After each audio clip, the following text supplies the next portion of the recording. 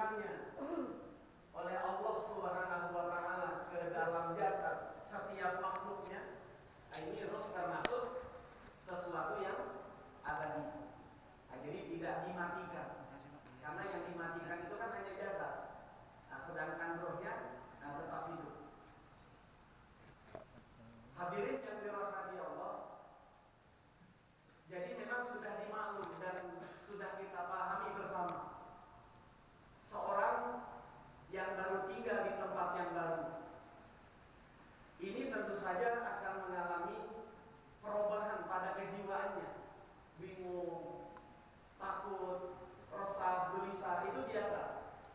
Nah, begitu pula halnya yang dialami oleh Najib, dialami oleh kita semua.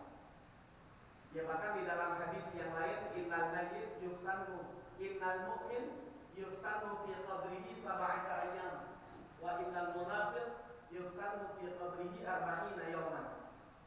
Orang mukmin itu akan mendapatkan fitnah. Artinya ketakutan dan kebingungan di dalam kubur itu kurang lebih 7 hari. Sedangkan orang munafik yang ngaku muslim cuma nggak ngerjain, ini akan mengalami kebingungan kurang lebih selama 40 hari. Nah, mungkin hadis ini yang menjadi dasar acuan dan dasar bagi ulama kita dan dijadikan sebagai tradisi baik di negara kita dengan adanya acara 7 hari dan 40 hari. Jadi artinya walaupun secara praktek tidak dilakukan di generasi awal Nabi kita Muhammad SAW dan para sahabat, tapi isyarat-isyarat tentang persoalan ini ada di dalam hadis. Nah, jadi ngadain acara 7 hari, 40 hari itu bukan bid'ah, tapi ada isyarat dari Nabi kita Muhammad SAW. 7 hari atau 40 hari. Karena mayit yang mukmin akan mengalami fitnah di dalam kubur kurang lebih 7 hari. Dia sangat membutuhkan doa, bantuan dari keluarganya yang masih hidup. Dan begitu pula orang-orang munafik akan mengalami fitnah di dalam kubur kurang lebih selama 40 hari. Nah, kalau orang kafir ya tentu saja terus-terusan ya. Terus-terusan. Ya, bahkan pada saat Allah Subhanahu wa taala memberikan keistimewaan kepada umat ini dengan adanya hari Jumat dan bulan suci Ramadan, itu Allah perintahkan para malaikat untuk menghentikan penyiksaan bagi orang mukmin di alam kubur. Nah, jadi setiap malam Jumat dan hari Jumat, mereka yang mendapatkan penyiksaan di alam kubur itu dihentikan oleh Allah. Dan begitu pula tahunannya, yaitu Ramadan. Disebabkan karena memuliakan hari Jumat dan memuliakan bulan suci Ramadan. Nah, jadi dihentikan penyiksaan bagi orang mukmin di alam kubur pada hari Jumat dan selama bulan suci Ramadan. Nah, tapi hal ini nggak berlaku buat mereka yang matinya tidak membawa iman kepada Allah dan Rasul. Mereka terus mendapatkan penyiksaan di alam kubur sampai tibanya hari kiamat. Nah, jadi alhamdulillah kita telah dipilih oleh Allah menjadi hamba yang beriman kepada Allah dan Nabi kita Muhammad SAW. Nah, oleh sebab itu kata Nabi, "Farhamu mautakum bis shadaqah." Kasihani mayit-mayit kalian itu dengan sedekah. Kenapa yang dianjurkan oleh Nabi untuk bersedekah? Karena pada saat seorang meninggal dunia dan berpindah alam ke alam barzakh, tidak ada kebaikan yang pertama kali diperlihatkan oleh Allah kecuali sedekah. Jadi tidak ada amal kebaikan yang dilakukan oleh mayit dan diperlihatkan oleh Allah pertama kali kecuali amal sedekah. Nah, jadi baca Quran itu belum diperlihatkan, berzikir belum, silaturahim hadir dalam majelis taklim ini belum diperlihatkan oleh Allah. Yang pertama kali diperlihatkan oleh Allah kepada mayit saat dia meninggal dunia dan berpindah ke alam barzakh isyarat dalam salah satu firman Allah dalam Al-Quran, wa anfiqu mimma razaqnakum min qabli an ya'tiya ahadakumul maut fa yaqula rabbi laula akhartani ila ajalin qarib fa asaddaqa wa akum minas salihin.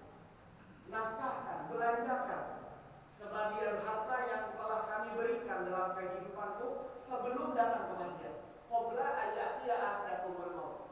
Fa yaqula rabbi laula akhartani ila ajalin qarib. Karena mayit pada saat dia pertama kali mengalami perpindahan alam, dia pengen kembali dalam kehidupan dunia. Rabbi akhirni ila ajalin qarib. Ya Allah, tolong kembaliin sebentar aja. Saya dalam kehidupan dunia mau ngapain? Fa'asaddaqa. Saya pengen sedekah. Jadi isyarat dalam ayat ini, para ulama berpendapat bahwa amal kebaikan yang pertama kali diperlihatkan oleh mayit adalah sedekah.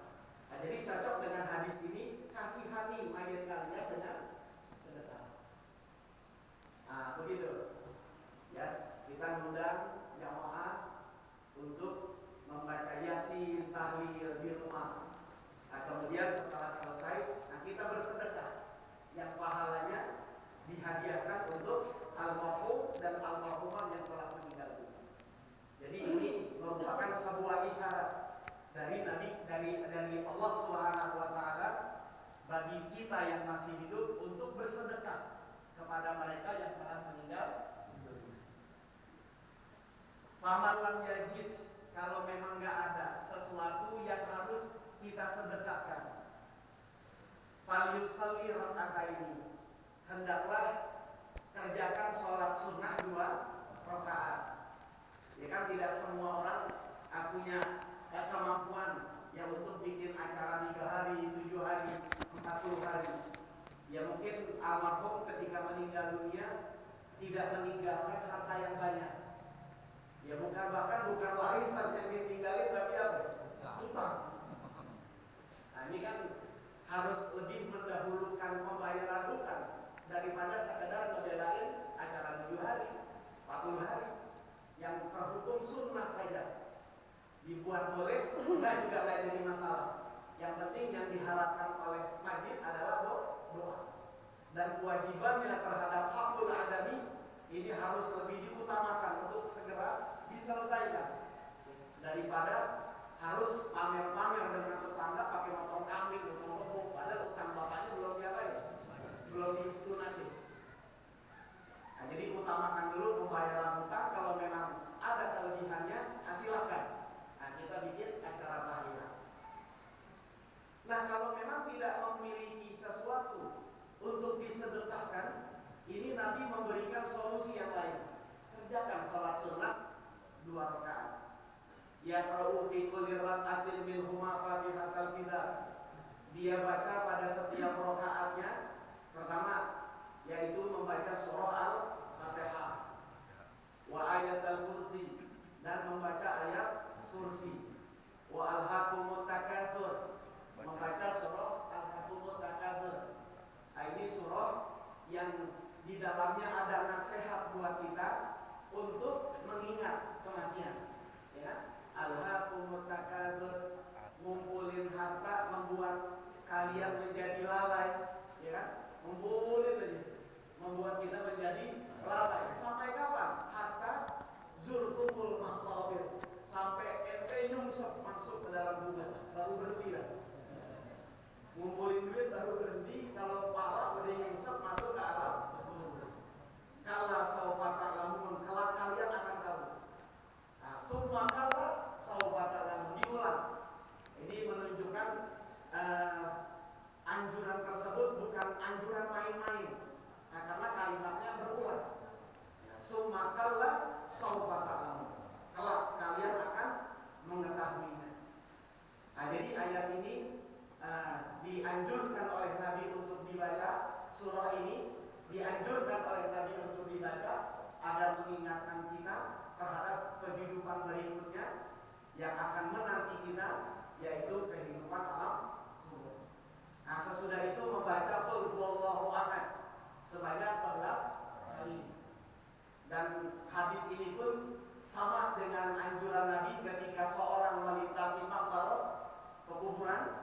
itu Nabi menganjurkan kepada kita untuk membaca surah Al-Ikhlas ya sebanyak 11 kali. Kan begitu di dalam hadis. Jadi kalau kita melintasi kuburan, jangan main lewat buku aja. Diam sebentar, baca kulhu 11. Hadiahkan kepada semua orang mukmin mukminat yang ada di area pekuburan ini. Maka pahala membaca kulhu 11 kali ini cukup dibagi-bagikan oleh Allah sebagai tambahan pahala untuk mereka yang telah meninggal dunia.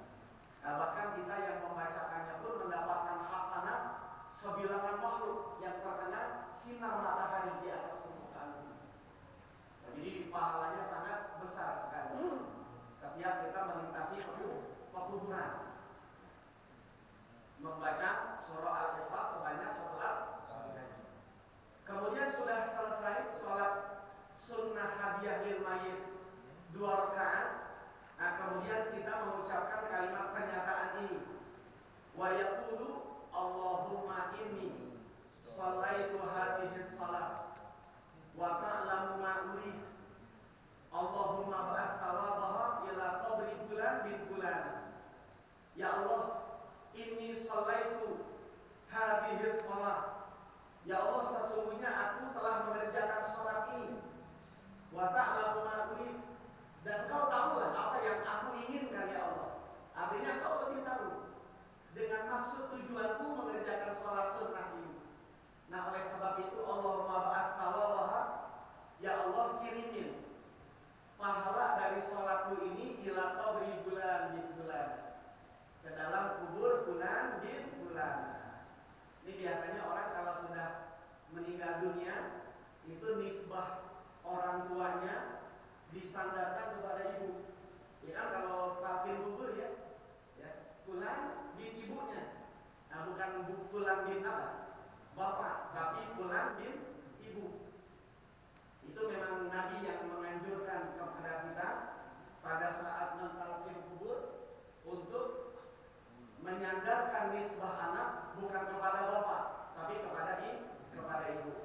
Nah, saya pernah nanya kepada salah seorang guru saya, Yai, kenapa kalau kita talqin kubur anak dinisbahkan bukan kepada bapak, tapi kepada ibu?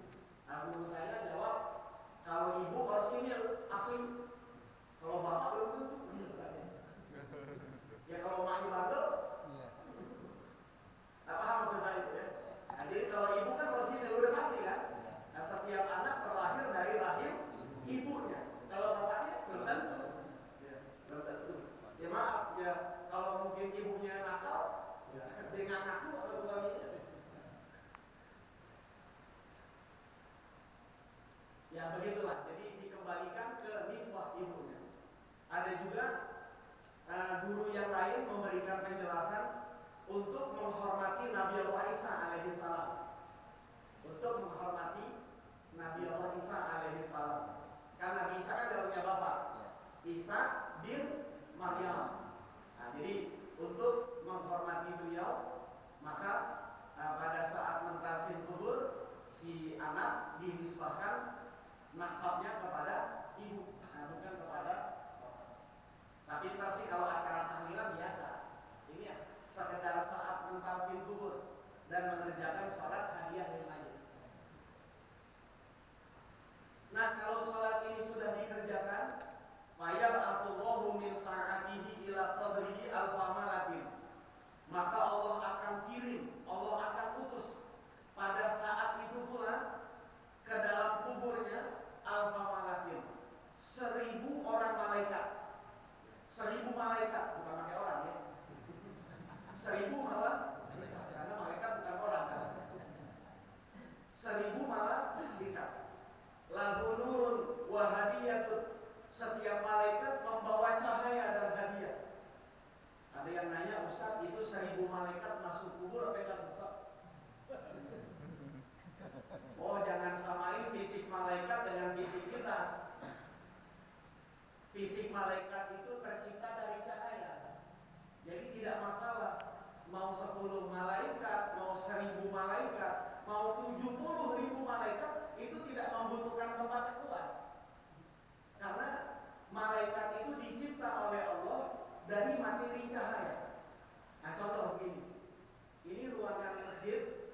Misalnya kita pasang lampu 100 watt terang, kita tambahin lagi 500 watt lebih terang, kita tambahin lagi sampai 2000 watt, nah, sangat terang. Perlu tak kita perluas? Nggak usah. Nah, karena cahaya tidak membutuhkan ruang. Cahaya tidak membutuhkan ruang, mau besar mau kecil, itu tidak menjadi sebuah persoalan bagi malaikat yang materi penciptaannya terdiri berasal dari cahaya. Nah, jadi kita nggak usah bingung 1000 malaikat masuk ke dalam kubur, gitu atau gitu ya. Nggak begitu pemahamannya.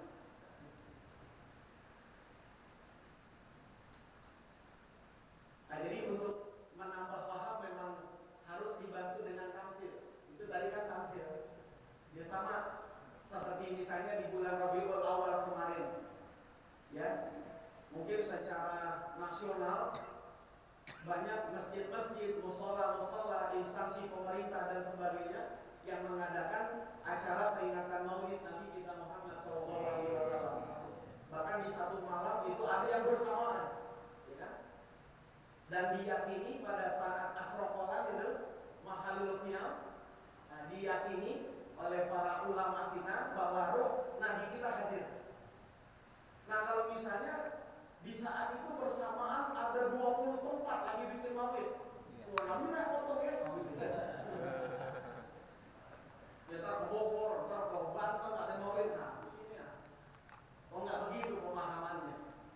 Karena ketika seorang sudah berada di alam barzakh, sudah berada di alam barzakh, ini rohaniyahnya lebih dominan. Bahkan sudah tidak terkurung dalam materi fisik. Fisik materi sudah tidak mempengaruhi roh. Nah, oleh sebab itu tamsilnya seperti bulan purnama. Ya makanya Nabi kita terkadang suka ditamsilkan sebagai bulan purnama. Coba kalau kita di malam hari di saat bulan purnama, kita keluar rumah, di atas itu bulan purnama terang benderang. Kemudian kita telepon teman kita yang ada di Bandung, ya kan? Di sini bulan purnama, di sana sama bulan purnama juga. Kita telepon lagi teman kita di Makassar, ya teman kita bilang sama di sini bulan purnama juga. Jadi walaupun satu waktu bersamaan, setiap orang di setiap wilayah mengalami dan menyaksikan bulan purnama. Nah, begitulah kira-kira tamsilnya. Nah, jadi tidak membuat Nabi kerepotan untuk menghadiri 20 tempat yang secara berbarengan mengadakan acara maulid. Nah, kalau penceramah baru repot gitu ya. Terjebak macet lah, macam-macam. Tapi bagi Nabi tidak seperti itu gambarannya.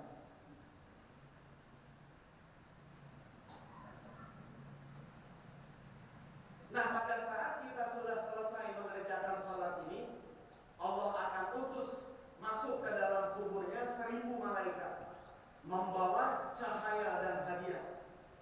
Yu'nisunahu fi qabrihi ila ayunfakha fis sur. Para malaikat ini terus menghibur si mayit di dalam kuburnya sampai kapan? Sampai ditiupnya sangkakala hari kiamat. Nah, jadi sholatnya cuma sekali. Nah, cuman Allah perintahkan para malaikat untuk terus menghibur si mayit, digembirakan hatinya sampai tiba hari kiamat. Nah, jadi sampai menunggu tibanya hari kiamat, maka si mayit di dalam kubur dalam keadaan bergembira karena terus mendapatkan kesenangan-kesenangan yang telah diberikan oleh Allah melalui utusan-utusannya dari para malaikat-malaikat. Nah, itu bagi mereka yang telah meninggal dunia. Adapun bagi kita yang mengerjakan sholat ini, wa yu'tillahul musalliyah bi'adadi ma tala'at alaihi syamsu hasanatin. Allah akan memberikan bagi orang yang mengerjakan sholat ini hasanat sebilangan makhluk yang terkena sinar matahari. Berapa puluh miliar, bahkan mungkin berapa triliun benda-benda yang ada di atas permukaan bumi ini yang terkena sinar matahari. Nah, sebanyak itulah hasanat yang diberikan oleh Allah kepada mereka yang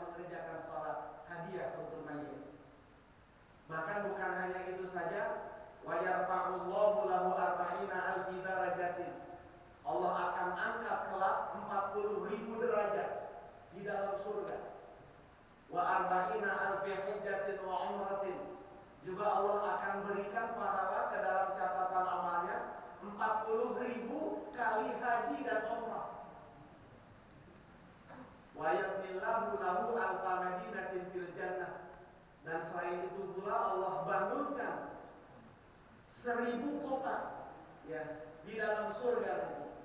Ya bukan 1000 istana, tapi 1000 kota. Itu setiap kota tentu saja ya, memiliki ribuan bangunan. 1000 kota di dalam surga. Ya kita kota Jakarta aja luas ini ya. 1000 kota nanti di dalam surga. Bangunannya pun besar-besar dan megah-megah. Jadi nggak ada di surga tuh petakan itu nggak ada. Nggak ada. Bahkan saya baca hadis di kitab Hadil Arwah ila Biladil Aqrab karya Ibnu Qayyim Al-Jauziyah. Itu mahalus saum li ahlil jannah khairun minad dunya wa ma biha. Tempat naruh cambuk penduduk surga itu harganya lebih mahal dari kekayaan dunia beserta isinya. Jadi penduduk surga ini kalau lagi kelayaban, dia naik buruk atau naik kendaraan, ini pegang pecut. Nah setelah selesai kan pulang tuh, ditaruh. Nah jadi tempat naruh pecut milik penghuni surga itu lebih mahal nilainya ketimbang harga dunia beserta isinya. Itu baru keranjang naruh pecut gitu ya. Ya bagaimana kamarnya, bagaimana bangunannya. Nah, ini betul-betul Allah istimewakan hamba